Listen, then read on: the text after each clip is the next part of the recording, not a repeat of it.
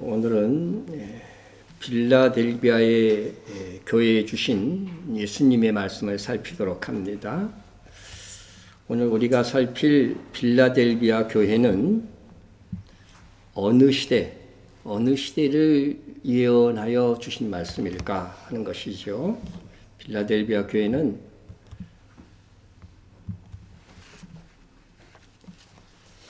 종교개혁, 그죠? 종교개혁, 또 근대 선교 시대의 교회를 말합니다. 그래서 종교개혁 이후에 특별히 선교 시대의 교회가 빌라델비아 교회다, 이렇게 생각되어집니다.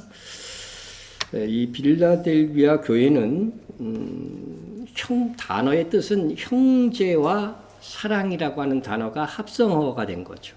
그죠? 합성화되어서 그 뜻은 형제 사랑을 의미하는, 영어로 말하면은 필라델피아입니다. 필라델피아. 미국의 수도가 지금 워싱턴 DC지만 그 워싱턴 DC가 세워지기 전에 수도가 필라델피아입니다. 요즘 가끔 보면 그 마약에 찌들어 갖고 그냥 몸이 굽혀져서 서 있는 그런 모습들이 뉴스에 나오잖아요. 그게 이 필라델피아가 가장 심한데, 사실 이 필라델피아는 대선교 시대를 말하는 그런 예언하는 그런 도시인데, 이제는 라오디아 교회 시대에 접어들어서 그 도시가 지금 마약에 찌들어 있다고 하는 사실에 슬픔을 금할 길이 없습니다.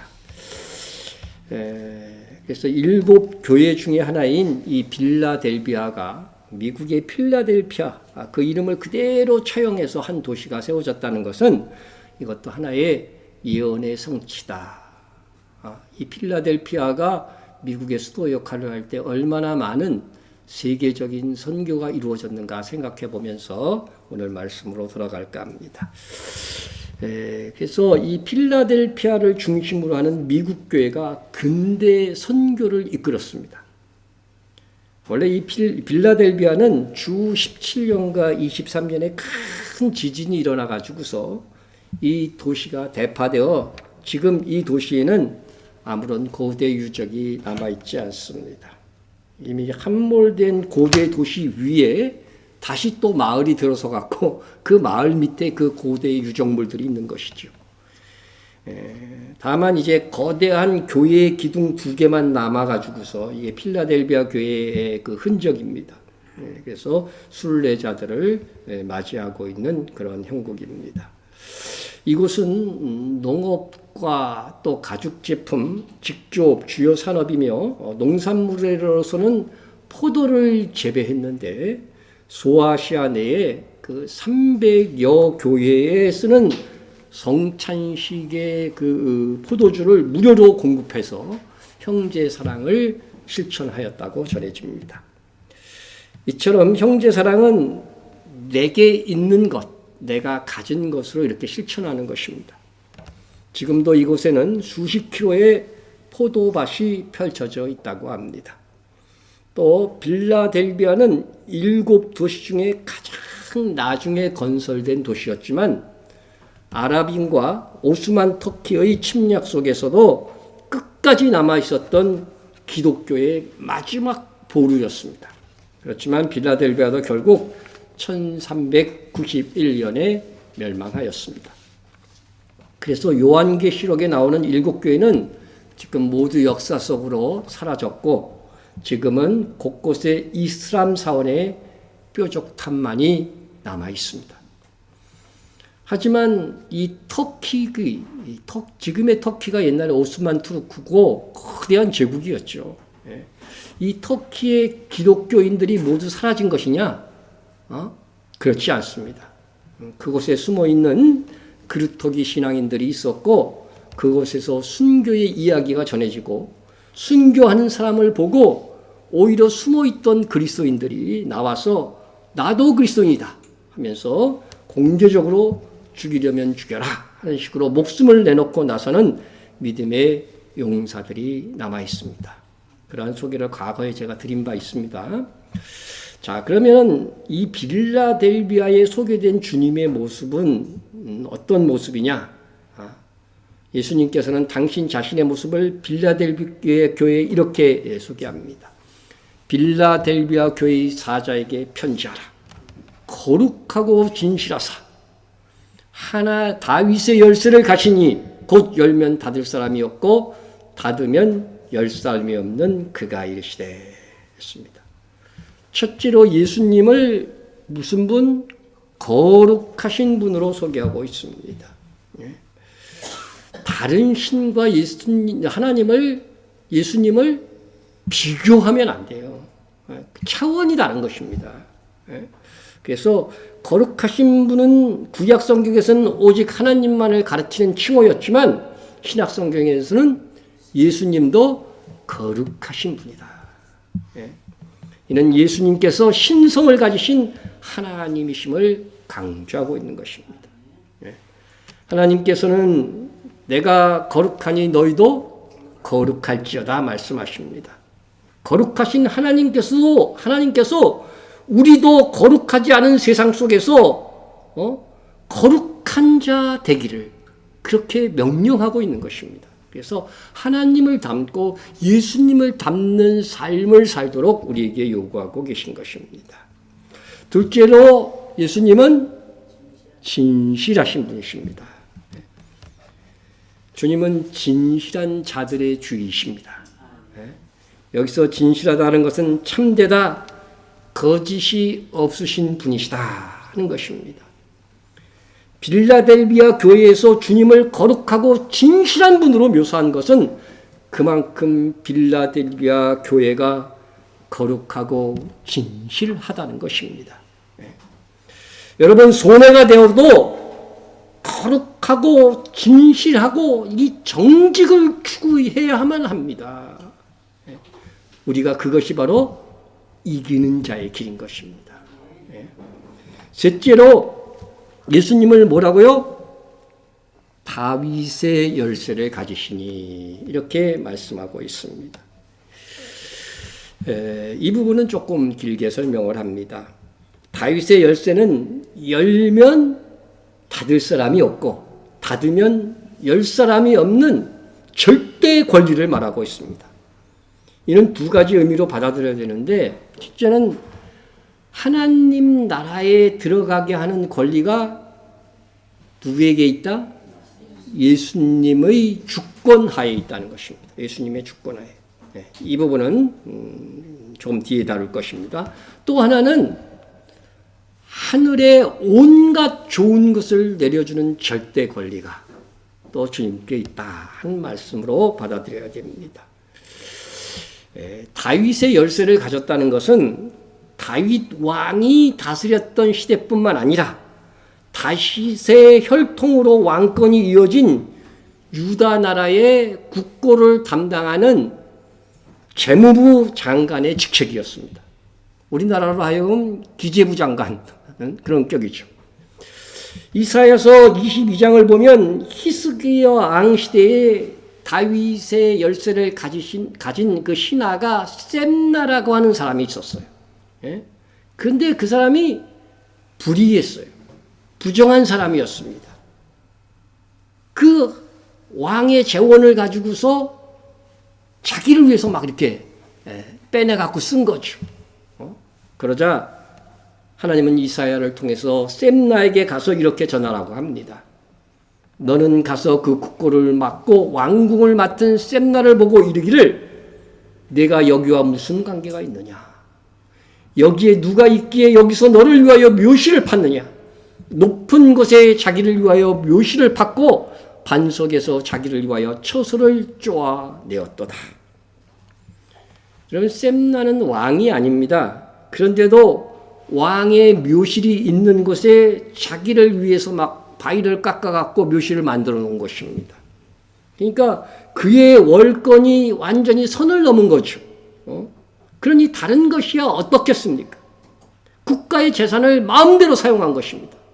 그리하여 하나님은 그를 관직에서 쫓아내겠다고 하시면서 엘리야김이라고 하는 후계자를 따로 세울 것을 말씀하십니다.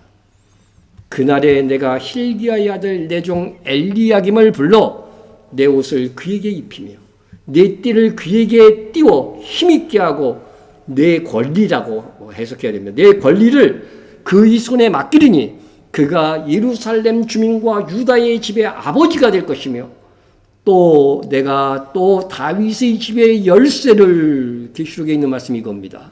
다윗의 집의 열쇠를 그의 어깨에 두리니 그가 열면 닫을 사람이 없겠고 닫으면 열 자가 없으리라. 여러분, 이 엘리야김이라는 사람이 국가의 모든 재산을 관리하면서 그만이 열 수 있고 그만이 닫을 수 있고 그런 권리를 가지게 된다는 것이죠. 여기서 내 종 엘리야김은 계시록과 비교해보면 오실 그리스도의 상징이 된 것입니다. 다윗의 집의 모든 권리가 탕가놀이 셈나 대신에 진실한 종 엘리야김에게 주어졌기 때문인 것입니다. 이거는 주님 오실 때에도요, 그러한 일이 발생할 것이라고 하는 것입니다. 부정한, 그죠? 교회에서도 부정한 자들이 퇴출당하고 진실한 자들이, 그죠? 거룩한 자들이, 정말 정결한 자들이 바로 다윗의 열쇠를 맡게 될 것이라고 하는 것입니다. 그러므로 이 엘리야김이 열쇠를 주어 누구에게 주든지 그에게 그것을 열 수 있는 권한이 주어지게 되는데, 또 이 엘리야김이 닫으면 그 외에 다른 사람이 와서 열면 안 되는 그런 창고가 되는 것이죠. 그렇다면 여기서 다윗의 집은 하나님 나라의 상징이 됩니다. 예수님께서는 하나님 나라의 열쇠를 가지시고 하나님의 뜻을 따라 필요한 양식을 주고 말고를 결정하실 것입니다. 우리는 이 예수님께서 가지신 다윗의 열쇠, 곧 천국 창고의 열쇠를 우리 주님과 함께 사용할 수 있다는 것입니다. 그것이 바로 무슨 열쇠? 천국의 열쇠입니다. 예수님께서 우리를 대표하는 베드로에게 말씀하셨습니다. 내가 천국 열쇠를 내게 주리니 내가 땅에서 무엇이든지 매면 하늘에서도 매일 것이요 내가 땅에서도 무엇이든지 풀면 하늘에서도 풀리리라. 천국 열쇠는 다윗의 열쇠와 같은 것입니다.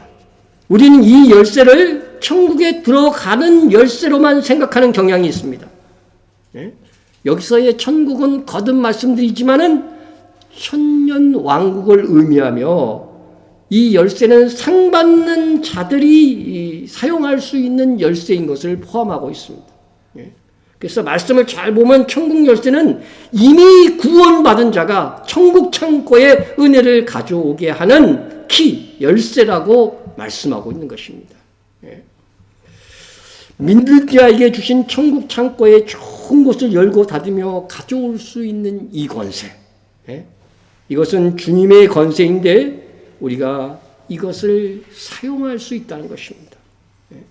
이 천국의 열쇠를 가진 절대 권리를 예수님께서는 내가 땅에서도 무엇이든지 매면 하늘에서도 매일 것이요 내가 땅에서 무엇이든지 풀면 하늘에서도 풀리리라 이렇게 설명해 주십니다.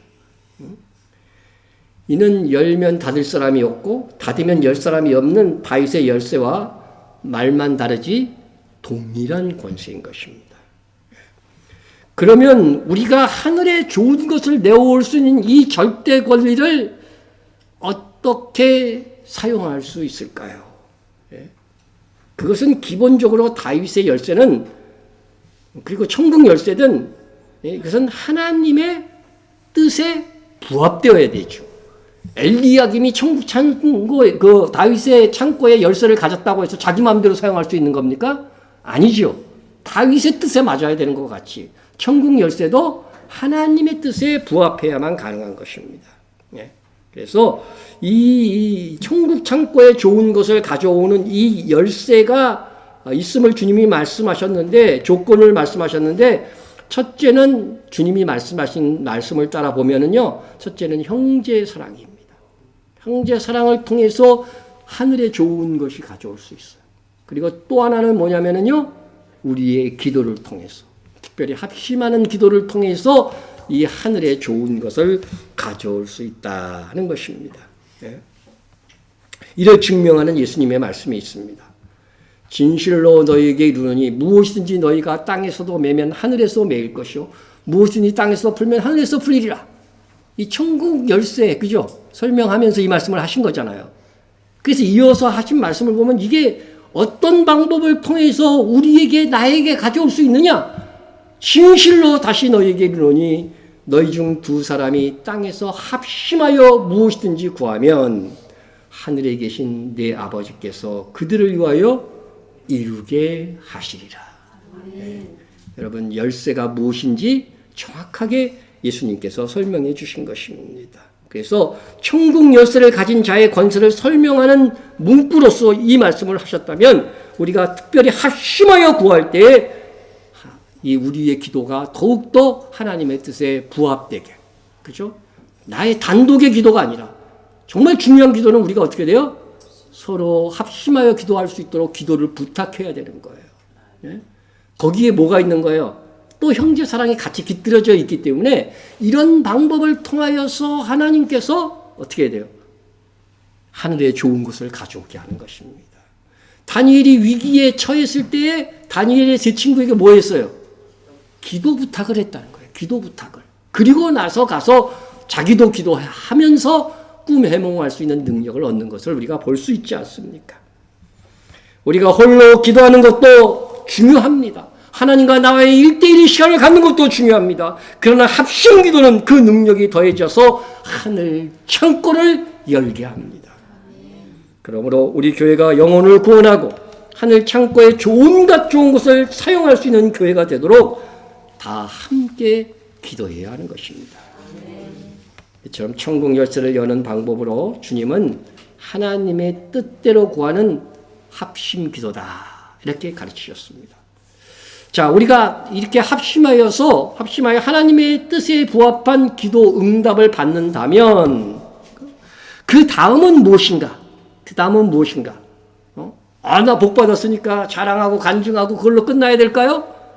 아니라고 하는 것입니다. 주신 은사를 충성되게 나누는 것입니다. 그래서 마지막 시대에 다윗의 열쇠를 가지신 예수님을 믿는 우리가 어떻게 충성된 종으로 살 것인가에 대하여 주님께서 말씀해 주십니다. 이러므로 너희도 준비하고 있으라. 생각지 않을 때에 인자가 오리라. 여러분, 주님 다시 오실 때는 어떻게 준비해야 되느냐 하는 것을 예수님께서 친히 말씀해 주셨어요. 오늘 우리의 삶에 대해서 말씀하신 것이죠. 충성되고 지혜 있는 종이 되라는 거예요. 충성되고 지혜 있는 종이 되어 주인에게 그 집 사람들을 맡아 때를 따라 양식을 나눠줄 자가 누구냐? 주인이 올 때 그 종이 이렇게 하는 것을 보면 그 종이 복이 있으리로다.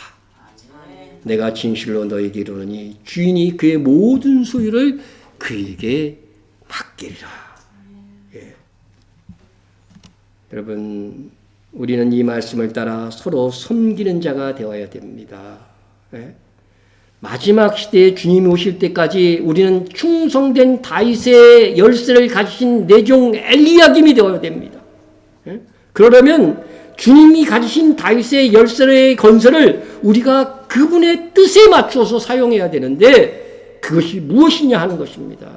그것은 충성되고 지혜 있는 종이 되는 것입니다. 주님 다시 오실 때 그 집사람 곧 교회의 교우들에게 때를 따라 양식을 나누어 주어야 하는 것입니다. 이것이 서로 사랑의 원리죠. 이제 정말 우리가 기회를 짜내서 마지막 시대를 대비해야 됩니다. 그것은 정말로 어떤 것인가를 우리가 말씀을 통해서 살펴야 되는데 이는 빌라델비아 교회와 같이 시험을 이기고 믿음을 지켜나감에 있어 하늘의 능력과 권세를 가져오게 하는 것입니다. 무엇으로? 합심하는 기도를 통해서. 하나님의 뜻을 따라 하나님의 방법으로 충성되고 지있는 종이 되면 주님의 약속이 도대체 무엇입니까? 네? 주님의 약속입니다. 주인이 그의 모든 소유를 내게 맡기리라. 네? 이것이 뭘까 한번 생각해 보세요. 우리가 계속 계시록의 설교를 들어왔다면 이게 도대체 무엇을 의미하는 것인지 여러분이 알게 될 것입니다. 네? 자, 2015년 5월 30일에 AP통신과 NBC 미국 방송의 보도에 따르면 미국 캘리포니아주 실리콘밸리 지역에 전자제품을 재활용하는 업체에서 한 영업소에 나이든 여성이 찾아와서 최근 남편이 죽었다는 거죠. 사별했어요. 사별해서 유품을 처분하겠다고 하면서 낡아빠진 컴퓨터 2대를 2개의 상자에 넣어서 가지고 왔습니다. 그런데 뭐 이건 값을 쳐줄 수가 없는 거니까 그냥 기증을 한 거죠. 그런데 이 여성이 가고 나서 이 상자를 직원들이 열어봤는데 그 중에 한 상자에 들어있는 낡은 컴퓨터를 보고서 자신의 눈을 의심할 정도였다는 거예요. 네. 왜일까? 그것은 그 상자에 39년 전 애플사가 처음 생산한 개인용 컴퓨터인 애플1이 들어 있었기 때문입니다. 이거 사용할 수 있을까요? 사용 불가능한 컴퓨터죠. 다 낡은 컴퓨터예요. 이 제품은 애플의 공동 창업자였던 스티브 잡스와 그 관계된 사람들이 집의 자기 차고에서 손으로 조립해서 생산한 애플사의 첫 번째 데스크톱 컴퓨터였다는 것입니다. 200대밖에 만들어지지 않았어요. 손으로 이렇게 막 조립해서 만든 거니까.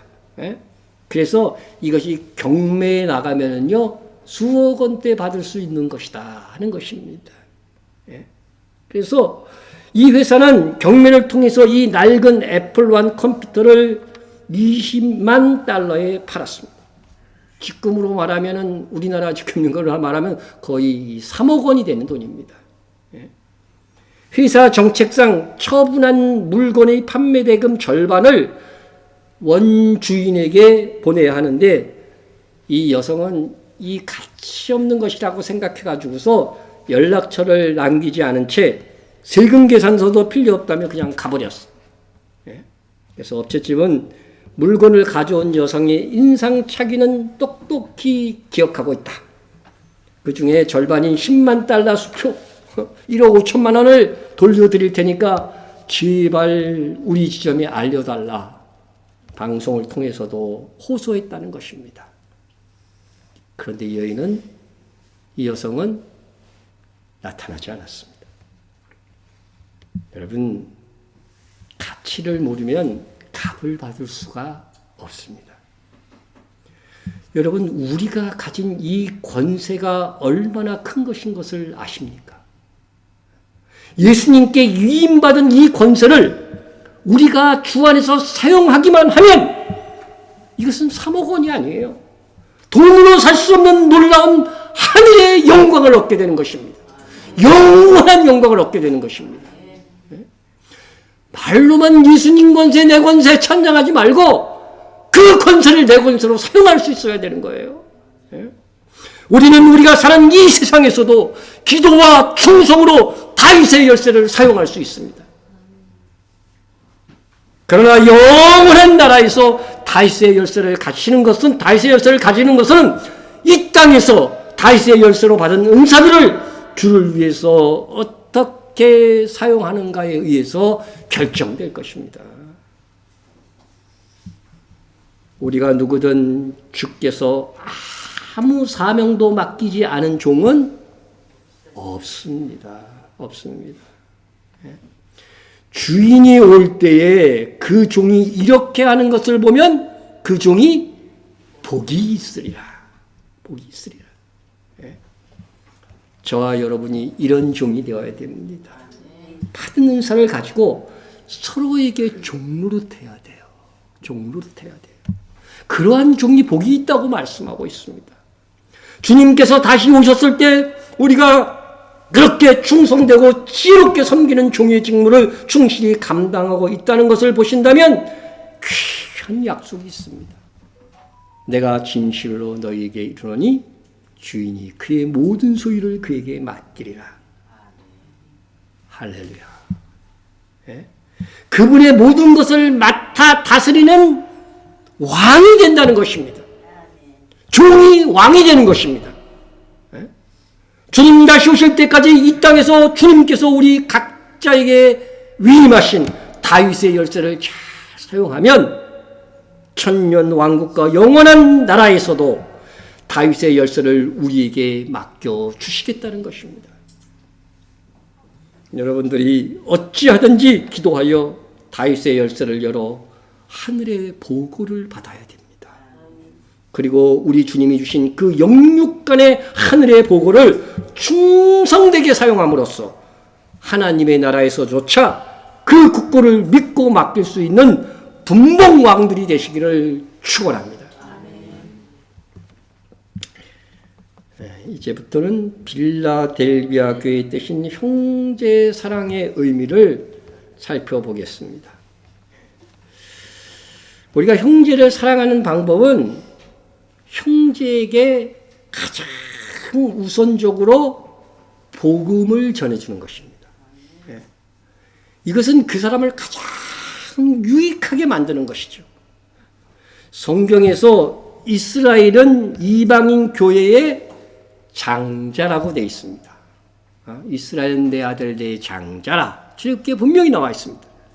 그래서 진정한 형제 사랑을 추진하고자 우리는 우리의 형제인 이스라엘 선교를 힘쓰고 있는 것이지요.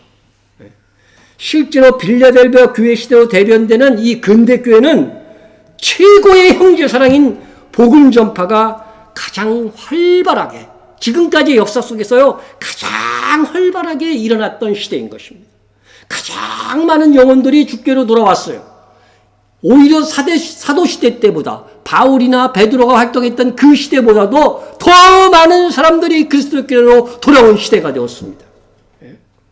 8절에서 분명히 볼지어다 내가 네 앞에 열린 문을 두었으되 능히 닫을 사람이 없으리라 하셨는데 역사상 바로 이 시기에 가장 많은 사람들이 그리스도께로 돌아온 것입니다. 세계 곳곳에서 대부흥운동이 일어났습니다. 이 시기에 정말 수많은 부흥운동의 주역들이 있었습니다. 뭐 말로 다 할 수 없는 우리가 여러분들이 신앙생활 오래 하신 분들은 들었던 그 선진된 믿음의 일꾼들에 대한 설명들 이렇게 들었을 때 그 이름들이요 다 이 시대의 사람들이에요. 뭐 요한 웨슬리, 조지 필러, 디엘 무이, 뭐 칼빈이나 이런 사람들도 다 포함되고요. 하버드, 예일, 프리스턴, 아이비 대학의 이 대학들도요. 지금은 그냥 세속 속의 대학이 되었지만은요. 이 대학들이 다 기독교 미션 스쿨로 다 출발한 겁니다. 우리나라 뭐 연세대학교니 뭐 그 많은 학교들 있잖아요. 다 옛날에 선교사들이 세웠잖아요. 거기도 이제 세상대학이 되었지만은 처음에는 이런 대학들 중에서요 젊은이들에게 선교에 대한 열정을 막 밀어준 거예요. 그러니까 우리나라에 온 선교사들이요 다 이게 명문 대학 출신에 아주 가문도 좋은 그런 가문에서 다 왔어요. 이 선교사들이 20대의 선교를 이 땅에 왔잖아요. 언더우드, 아펜젤러 이런 사람들이 20대에 온 거예요. 그 젊은 청년들이 정말 다 헌신한 것입니다. 헌신한 거예요. 여러분 부유한 가정을 가졌던 그들 젊은 나이에 그 명문 가문의 삶을 포기하고 가장 못 사는 나라 선교사로 오기 전에는 이름조차 생소했던 이 나라 뭐 언더우드가 이 나라에 선교사로 오기 전에요 인도로 가려고 했었는데 조선이라는 나라를 알지도 못했어요. 근데 조선이라는 나라를 듣고서 큰 마음의 감동을 받아서 온 거예요. 그 정도의 나라였어요 우리나라가요. 예? 이 나라에 와서 평생을 바치고 무려 4대에 걸쳐서 그 후손들까지 계속 이 나라의 복음을 전하다가 이제는 완전히 위임을 하고서 이 땅을 떠났습니다. 그리고 우리나라에서 유일하게 세계적으로 인정받는 운동이 평양 대부흥운동이었어요. 바로 이 시대에 일어난 부흥입니다. 정말 성령께서 역사하는 부흥은요, 이 시대 이후에는 제가 일어나지 않은 것 같아요. 최근 일어났던 그 부흥운동에는 약간 좀 사이비성이 있어요. 이 시기에 놀랍게도 기록을 보면 선교를 통해 20만에 가까운 유대인들이 구원을 받았다고 기록하고 있어요. 이 시대에. 그래서 14만 4천은 이 시기에 구원받은 유대인이라고 주장하는 사람들도 있습니다. 이 시기에 이 놀라운 전 세계적인 부흥운동이 가능했던 것은 볼지어다 내가 내 앞에 열린 문을 두었으니 능히 닫을 사람이 없으리라 말씀하신 주님의 권세 때문이었습니다. 주님께서 천국의 문을 여셨습니다. 능히 닫을 사람이 없습니다. 마귀도 예수님께서 문을 여셨기에 함부로 반응할 수 없었습니다. 이 시기가요, 가장 로마 카톨릭이 약화되어졌어요. 나폴레옹에 의해서 교황까지도 완전히 없어졌던 시대가 있었죠. 시대예요, 이 시대가. 하나님께서 사용하시는 교회를 쓰셨는데 그 교회 이름도 빌라델비아 교회였습니다. 미국의 첫 수도가 필라델피아였기 때문입니다. 미국 교회가 이 세계 선교를 주도한 것입니다. 이러한 시대에 놀라운 부흥이 일어나 사도시대를 능가하는 교회의 확장을 가져왔던 것입니다. 이게 우리가 역사와 성경을 비교해보지 않아서 이 예언들이 이루어져 가고 있는데도 이야 참으로 놀랍다 이런 생각조차 못하는 것입니다. 우리는 그 시대가 이미 지나갔으니 이젠 부흥이 없다고 생각해서는 아니 됩니다. 우리는 빌라델비아 교회를 본받아야 됩니다. 우리 모두가 형제 사랑의 최고봉인 복음을 나눠주는 이 시대의 마지막 대부흥의 역사의 일꾼이 되어야 합니다. 이것이 우리의 간절한 소원이 되기를 축원합니다. 형제 사랑이 복음 전파로 이루어집니다. 하지만 형제 사랑의 두 번째 차원이 있습니다. 그것은 형제 간에 실질적으로 사랑하는 것입니다. 서로 사랑이죠. 서로 돕고 아끼고 격려하고 사랑해주는 실제적인 사랑의 행위입니다. 성경에서 형제들아 몇 번쯤 나올 것 같습니까? 신약 성경에서만 형제들아 제가 검색해 보니까 103번이 나옵니다. 형제들아 이게 똑같이 나오는 거. 근데 형제라고 하는 단어는요 무려 317번이 나옵니다. 엄청나게 나오죠. 형제는 일일이 다 제가 살펴보진 않았지만 거의 다 교회의 성도들을 부르는 칭호였습니다. 교인들을 칭하는 칭호로서 형제들아 이렇게 사용한 것입니다. 여자분들도 자매라는 단어까지 합치면 이거 더 많습니다. 근데 형제라는 단어 속에는 자매도 다 포함되는 거예요. 여러분 믿음의 형제된 성도를 사랑하는 것은 곧 하나님을 사랑하는 척도가 된다는 것입니다. 더도 덜도 아니고 믿음의 형제를 사랑하는 것만큼 내가 하나님을 사랑하는 것입니다. 여러분들이 하나님에 대한 나의 사랑의 크기를 알고 싶다면 성도 중에 누구를 어느 정도까지 사랑할 수 있는가를 재어보면 되는 것입니다. 여기 누굴까요? 내가 제일 싫은 사람이겠죠. 그렇죠? 그 사람을 어느 정도까지 사랑할 수 있는가를 재어보면 내가 하나님을 얼마나 사랑하는지 자기 평가를 할 수 있는 거예요. 갑자기 아버지 그러는 분은 우리는 예수님의 이 말씀 내가 진실로 너에게 이르노니 내 말을 듣고 또 나 보내신 자를 믿는 자는 영생을 얻고 심판에 이르지 아니하느니 사망에서 생명으로 옮겼느니라. 한 달 동안 이것을 외웠는데 이 말씀에 대해서는 이것을 믿는 데는 아무 이견이 없습니다. 그렇죠? 이 말씀에서 영생을 얻는 이유는 사망에서 생명으로 옮겨진 이유는 오직 예수님과 하나님을 믿는 것입니다. 믿음으로 구원 얻는다는 대진리의 이 원칙에 우리가 다 동의합니다. 근데 같은 성경, 같은 사도 요한이 기록한 성경에서 사망에서 생명으로 옮겨진 이유를 달리 말하고 있다. 이 다른 측면에서 보는 거죠. 우리는 형제를 사랑함으로 사망에서 옮겨 생명으로 들어간 줄을 알거니와 사랑하지 아니한 자는 어디에 머물러 있어요? 사망에 머물러 있느니라. 그러니까 같은 교우를 사랑하지 않는 사람은 예수 믿는 사람이 아닌 거죠. 아닌 것입니다. 심각해졌어요. 그죠? 네, 심각해졌습니다. 네. 그러한 신자는 아직 하나님과 예수님을 믿지 않는 신자라고 분명히 성경이 선언하고 있어요. 무늬만 신자라고 하는 것이죠. 그래서 이것이 의미하는 바는 예수님과 하나님을 믿는 자는 반드시 형제, 여기서 형제는 같은 교우들을 사랑한다는 것입니다. 여기 모인 분들은 그래서 다 뭐예요? 가족이에요. 사랑하는 가족입니다. 하나님의 가족입니다. 한 아버지, 하나님을 아버지로 둔 가족인 것입니다. 그래서 요한은 이어서 말합니다. 누구든지 하나님을 사랑하노라 하고 그 형제를 미워하면 이는 거짓말하는 자니. 미워갖고 막 그냥 징하게 얘기하면은요, 그 거짓말, 하나님을 사랑한다고 말하지 말라는 거예요, 그 사람은요. 보는 바 그 형제를 사랑하지 아니하는 자는 보지 못하는 바 하나님을 사랑할 수 없느니라. 우리가 이 계명을 누구에게 받았어요? 예수님께 직접 들었다는 거예요, 사도 요한이. 그래서 하나님을 사랑하는 자는 또한 그 형제를 사랑할지니라. 예수님을 믿는데 그 몸된 교회의 일원인 형제를 사랑하지 않을 수 없다는 것입니다. 그러므로 만일 우리 중 누구라도 미워하지는 않을지라도 사랑하지 않고 있다면 그는 하나님을 사랑하지 않는 자요 믿음이 없는 자로 판명될 것입니다. 우리가 이 말씀을 두려움으로 받아야 됩니다.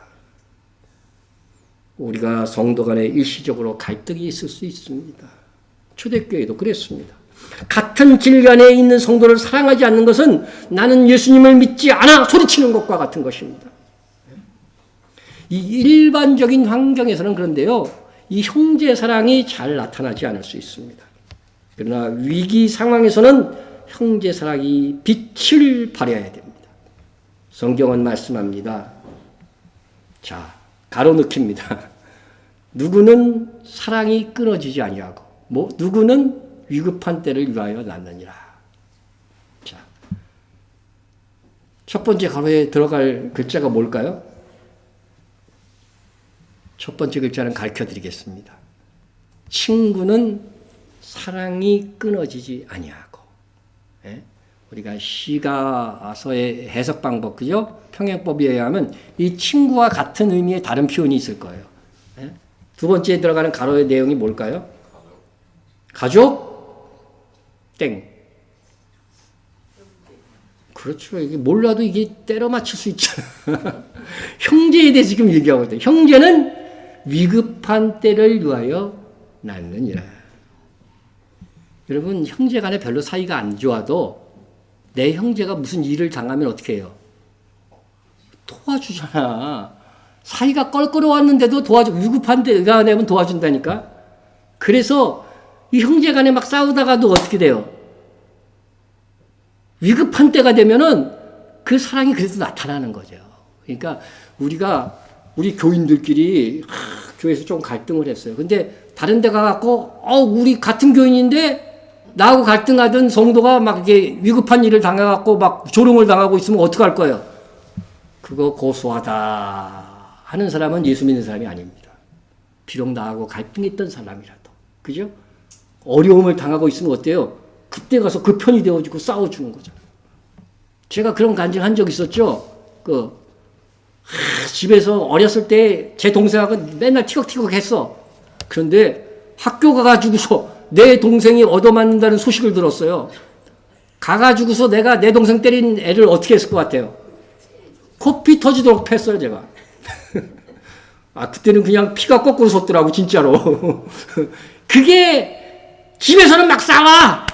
그렇지만은 그게 미운 정, 고운 정 다 있는 가족이라는 거죠. 형제라고 하는 거죠. 예? 그와 같은 것입니다. 그러니까 나는 교회 내에서 막 싸우고 좀 미워하는 인간이 있어. 그러면은 나는 예수 믿는 사람 아닌가 봐. 이렇게 생각하지는 말하는 거죠. 그러나 우리가 같은 교회 내에 있는 식구들이 위급한 일을 당했을 때는 나의 갈등 관계 다 제쳐놓고 어떻게 해요? 도와줄 수 있는 그게 진정한 마지막 내가 예수를 믿는 자인가는 그것을 재는 바로미터가 된다는 것입니다.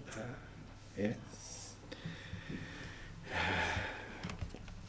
그런데요, 우리가 위기 때에만 겨우 사랑이 드러나는 교우가 아니라 항상 서로 사랑하는 믿음의 교우가 된다면 우리는 더 큰 하늘 창고의 열쇠를 받게 되는 것입니다. 빌라델비아 교회는 이 사랑의 문제, 특별히 시험의 때에 형제 사랑을 실천하여 하나님을 얼마나 사랑하는지 증명한 교회라고 하는 겁니다. 형제 사랑을 실천하는 교회는 주님에 대한 사랑도 자연스럽게 드러납니다. 내가 내 행위를 하노니 내가 작은 능력을 가지고도 내 말을 지키며 내 이름을 배반하지 아니하였도다.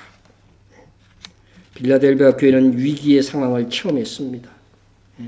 10절에서 내가 나의 인내의 말씀을 지켰은즉 한 것을 보면 그들이 참으로 인내하지 않으면 안 되는 환경 속에 있었던 것이죠.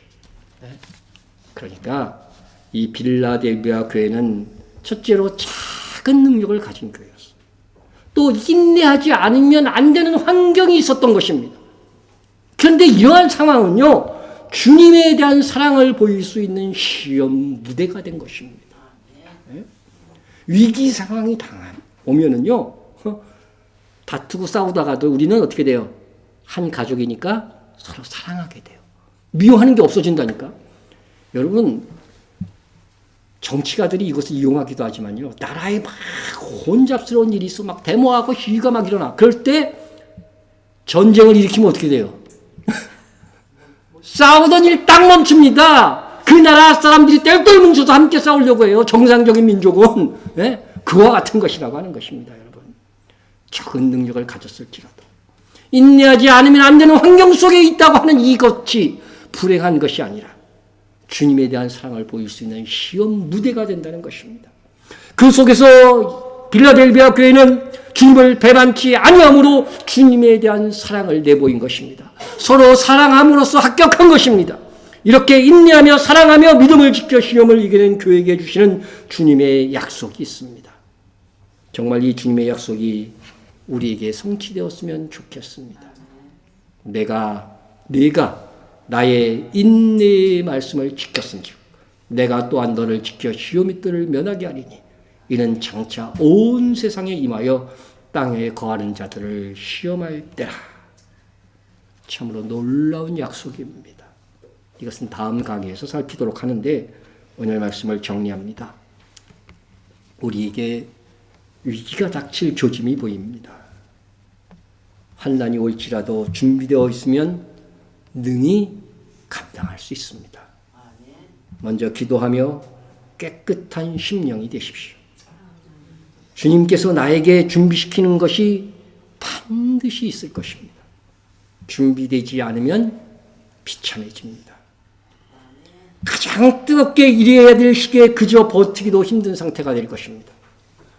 부흥의 일꾼이 되고 사랑의 사도가 되기를 사모하며 기도하면 하나님께서 여러분에게 위임된 다윗의 열쇠를 능히 사용하게 하실 것입니다. 통성으로 기도하겠습니다.